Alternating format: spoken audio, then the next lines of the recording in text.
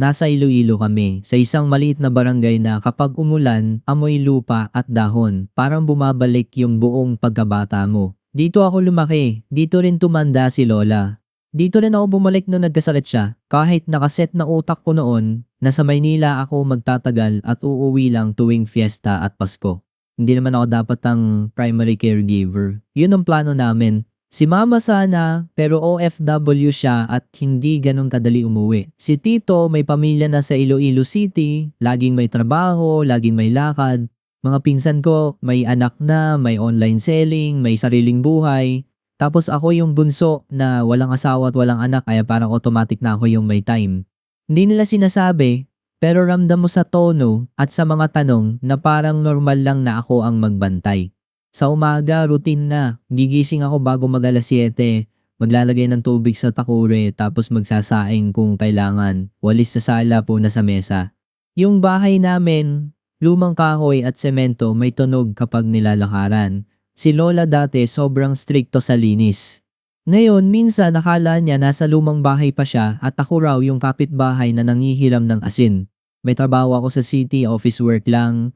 Numbers, receipts, inventory, 2 rides, papasok, tricycle palabas, tapos jeep. Kahit nasa opisina ako, kalahati ng utak ko nasa bahay.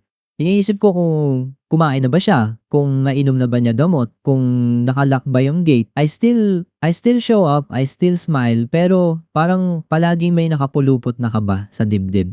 Noong una, hindi pa ganito si Lola. Baka kalimutin, oo, pero yung normal lang. Nawawala yung salamin kahit nasa ulo. May hawak na lalagyan na hindi mo alam kung ano. Kapag tinanong mo, sasabihin niya, para yan sa later. Tatawa lang kami. Siya yung unang maghahanap ng kape kapag may bisita. Siya yung may kwento tungkol sa dati. Tapos isang gabi, habang nag-uwes ako ng pinggan, tinawag niya ako. Sabi niya, Inday, ari diri, napalingon ako. Hindi ako Inday. Inday yung palayaw ng ate ni mama na namatay bago pa ako ipinanganak. Sumagot ako. Lo, ako to. Natawa pa ako, yung tawang pampalubag. Lumapit ako sa kanya. Tinitigan niya ako parang naglo-load yung mata niya. Tapos ngumiti siya yung ngiting kilala ko. Sabi niya, ay oo, ikaw pala, ang bilis mo naman lumaki. Natawa ako ulit pero may maliit na pa ako sa dibdib ko. Akala ko isolated lang. Baka pagod lang, baka mainit, pero dumalas. May araw na Nene ang tawag niya. Minsan pangalan ng kapitbahay, minsan pangalan ni mama. Kapag tinatama ako, tatango siya, tapos after 10 minutes, ulit na naman, hindi ko siya pinapagalitan. Kapag napapansin niyang mali siya, nahihiya siya, parang lumiliit. Dati siya yung matigas ng ulo. Ngayon, parang gusto niyang mag-sorry kahit wala naman siyang kasalanan. May isang linggo na tumatak. Monday yon, late na ako. Pinakain ko siya ng lugaw na may luya kasi malamig ang umaga. Habang pinapakain ko siya, hawak niya kamay ko. Tapos bigla niyang sinabi, salamat ha Inday, napatigil ako.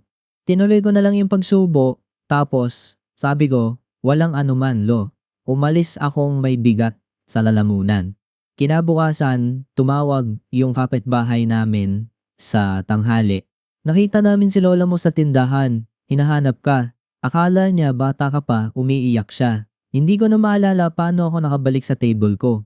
Umuwi ako ng maaga. Pagdating ko, nakita ko si Lola sa labas, hawak yung panyo, basa ang mata. Pagkakita niya sa akin, bigla siyang tumayo. Tapos sinabi niya, akala ko naiwan kita, hindi naiwan mo ako. Naiwan kita. Parang ako yung batang nawawala at siya yung matandang naghahanap.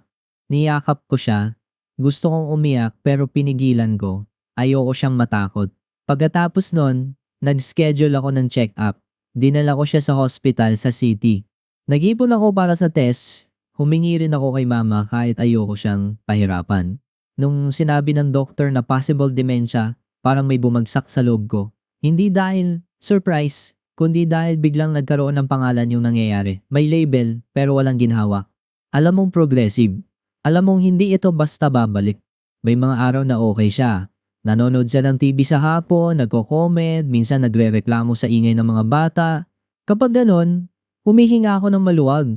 Pero may araw din na lalabas siya ng kwarto, hinahanap yung bag niya, papasok daw siya sa trabaho. Wala naman siyang trabaho, matagal na. Every Sunday, pinipilit kong magsimba.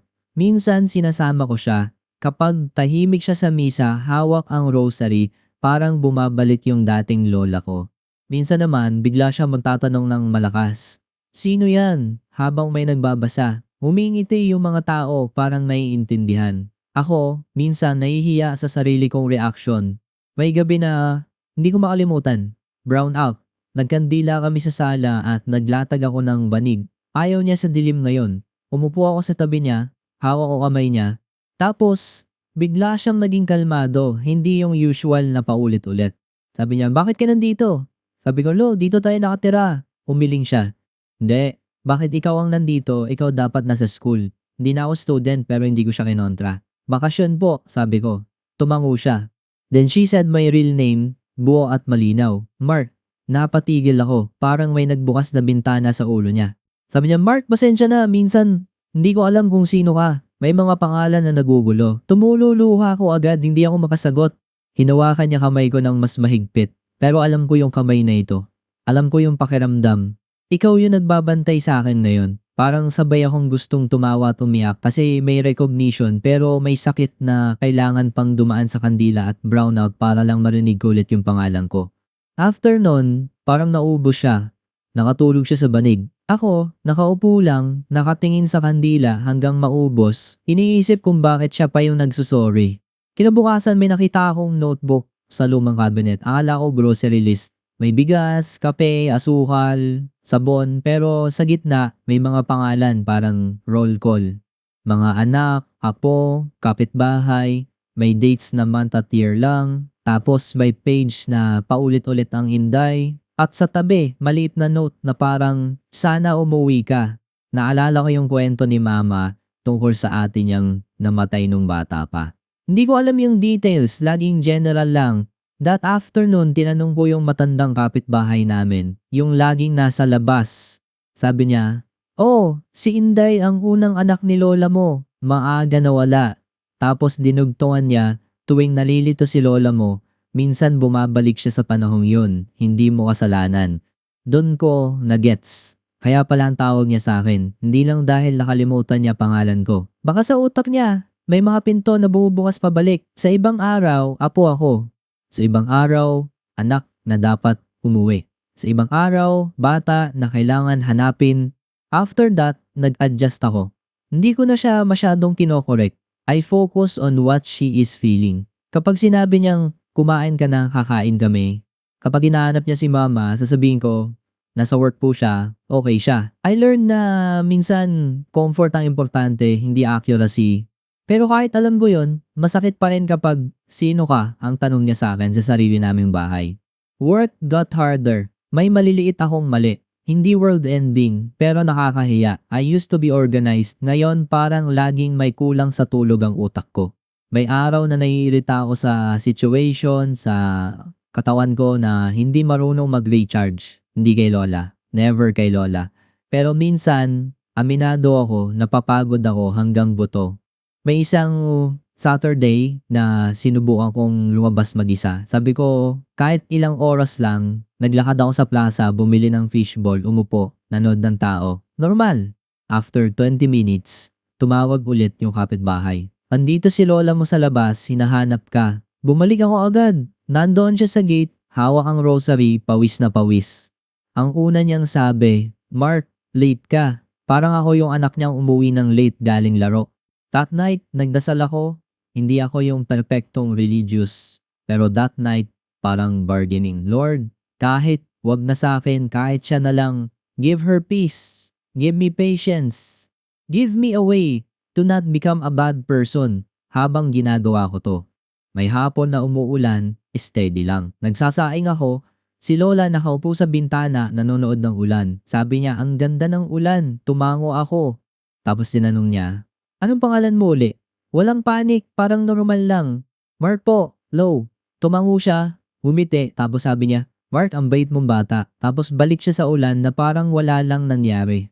Pumasok ako sa banyo at umiyak ng tahimik.